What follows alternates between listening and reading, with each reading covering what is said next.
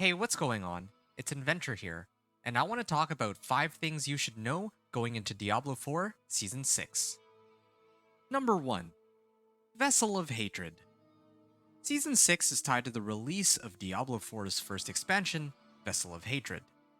As part of the expansion, a new class and region are coming out. The class is known as the Spiritborn, and the region is known as Nahantu.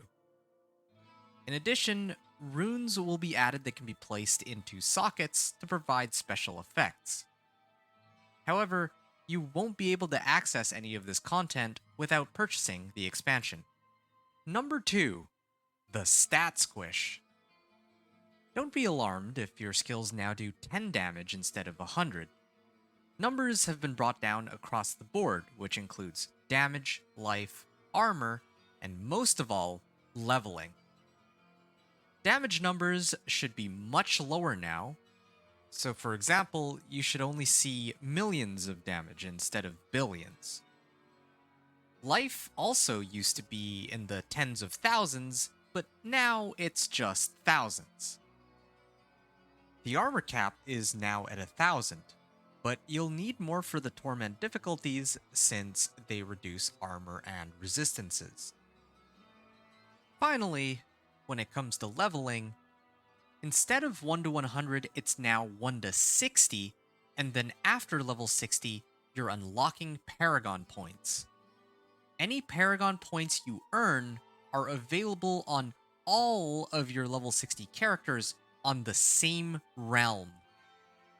This means that there's still a distinction between softcore or hardcore and eternal or seasonal. Number 3. Difficulty levels. Previously, we had World Tier 1 to World Tier 4. With the release of Season 6, instead of World Tiers, we now have difficulty levels Normal, Hard, Expert, Penitent, then Torment 1 through 4. The Cathedral of Light and Fallen Temple no longer exist as the capstone dungeon for higher world tiers. Instead, you need to run Pit to unlock Torment difficulty, starting with Pit 20 for Torment 1. Monsters also no longer have their level displayed on screen. They now scale off difficulty or the Pit tier that you're playing on. Do note that sacred items no longer exist. Around level 60, you get items with 750 item power that can be masterworked.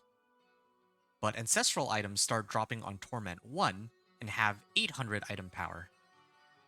Number 4. Nightmare Dungeons, the Pit, and Glyphs. Nightmare Dungeons no longer level glyphs. Instead, they give masterworking materials. Previously, they were only available from World Tier 3 onward, but now you can run Nightmare Dungeons right from the get-go once you get a Nightmare Sigil. The Pit now gets unlocked at level 60, goes up to tier 150 instead of 200, and is in charge of leveling your glyphs now instead of Nightmare Dungeons. Glyphs now use a chance-based system rather than XP. So, if you want to level up your glyph, you need to run a higher Pit tier to have a better chance of a successful upgrade. Number 5. New abilities. This includes some active and passive skills, key passives, and paragon boards that have been introduced into the game. For example, the Rogue got a new core skill called Dance of Knives, Sorcerer got a new conjuration skill called Familiar, Necro got a new passive skill, Titan's Fall, Barbarian got a new key passive, Barbed Carapace, and Druid got a new companion-centric Paragon board called Untamed. Speaking of Paragon boards, do note that now you can only use at most 5 Paragon boards at a time. So we've covered everything I wanted to talk about in this video since I was trying to keep it short and sweet. There's other changes that were made, like the release of the Party Finder, new items and aspects, runes and rune words, another gem tier, and so on, but I think that information is a little less important than what I talked about here. For those of you who are interested, I'll discuss all of that in my next video, 5 more things you should know going into Season 6. Thanks for watching, and venture out.